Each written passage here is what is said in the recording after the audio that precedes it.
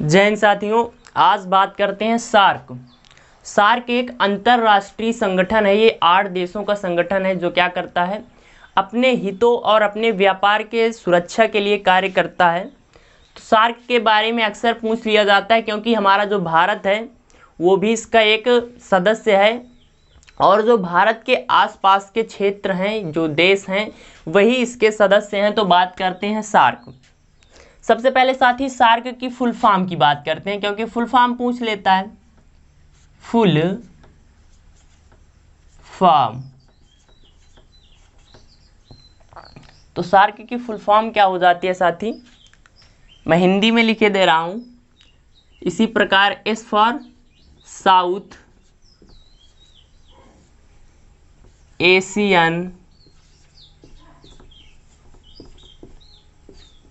Association,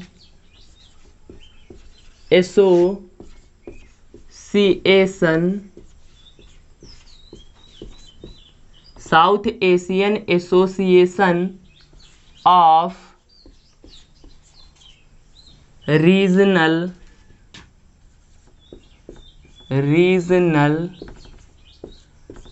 cooperation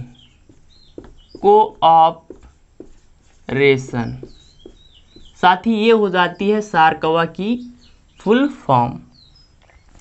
अब पूछ लेगा कि ससुरा जो संगठन है कब बना, तो साथी ये संगठन बना कब, अगर स्थापना की बात करें बाबूआ, तो बच्चा इसका स्थापना जो हुआ था, फाउंडेशन हुआ 1985। कब हुआ साथी, 1985। कहाँ पर, तो भारत के बगल में एक देश है बांग्लादेश। कहाँ हुआ साथी, बांग्लादेश में।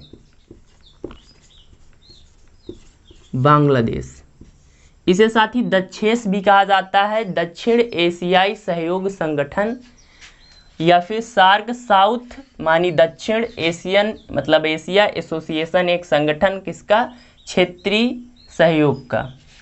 स्थापना कब हुई, 1985। बांग्लादेश फुल फॉर्म में पूछ सकता है। एस फॉर क्या है, ए फॉर क्या है, इस A for, R for regional, C for cooperation. तो स्थापना कब हुई, 1985 बांग्लादेश। अगर मैं इसके मुख्यालय, जैसे कि अपना स्कूल होता है और स्कूल में क्या होता है, हेडक्वार्टर यानी जो मुख्यालय होता है, प्रिंसिपल ऑफिस होता है। स्कूल के सभी कार्य कहाँ से होते हैं, प्रिंसिपल ऑफिस से होते हैं। उसी प्रकार जो प्रत्येक संगठन होता है, कोई भी संगठन हो, उसका एक हेडक्वार्टर बनाया जाता है, एक मुख्यालय, जहाँ से उसके पूरा कार्य देखा जाता है, कामकाज पूरा देखा जाता है। उसी प्रकार सार्क का हेडक्वार्टर यानी हेडक्वार्टर को कहते हैं मुख्यालय। तो स्थापना तो हुई बांग्लादेश में साथी, पर इसका मुख्यालय काठमांडू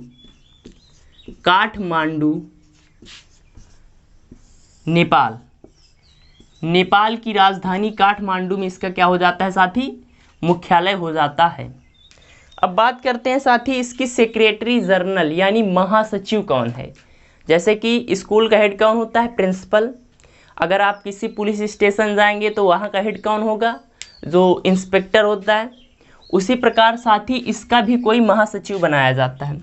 अरे यार, आप अपने घर से ही ले लीजिए, आपके घर का हेड कौन है, महासचिव कौन है, आपके पापा मम्मी या, तो उसी प्रकार इसका कौन महासचिव होगा साथी, महासचिव, अर्थात जिसके फैसले इसके लिए सबसे महत्वपूर्ण। तो इसाला करके है, इसाला बीराकून,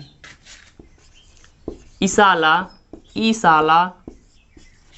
बीराकून कहाँ से है, इसाला बीराकून पूछ लेगा कि सार्क की जो महासचिव इसाला बीराकून है किस देश से संबंधित है, तो श्रीलंका।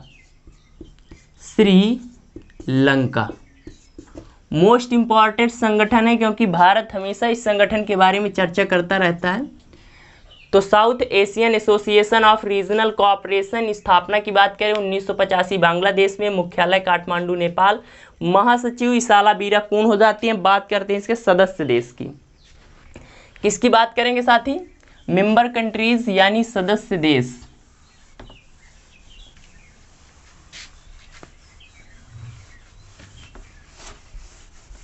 तो सबसे पहले दक्षिण एशिया के जो देश हैं वही हैं तो अगर मैं सदस्य देशों की बात करूं, सदस्य देश, तो साथी टोटल हो जाते हैं 8 देश। अब कौन कौन से हैं भैया, तो चलिए बात करते हैं निठल्ले पाकिस्तान से।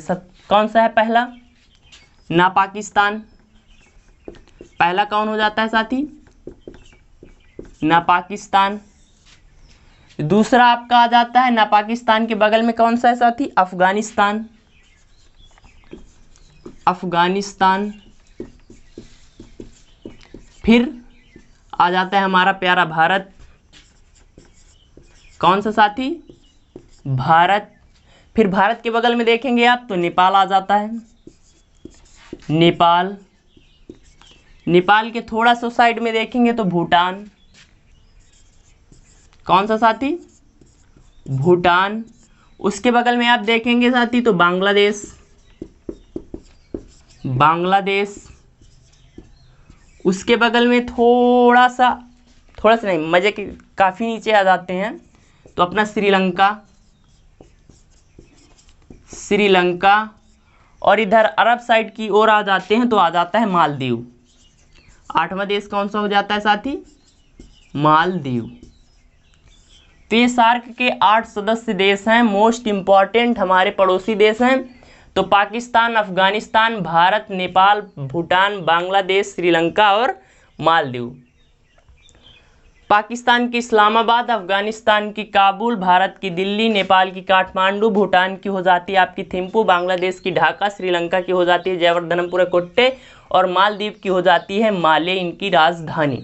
तो फ्रेंड्स ये सार्क संगठन था मोस्ट इम्पॉर्टेंट एग्जाम के लिए। इसका स्थापना, हेडक्वार्टर, महासचिव और मेंबर कंट्रीज और उनकी राजधानी मोस्ट इम्पॉर्टेंट है क्योंकि भारत के पड़ोसी देश हैं और अपने पड़ोसी देश, पड़ोसी आपका हो चाहे किसी देश का हो, उसके बारे में जानकारी रखना ज़रूरी है।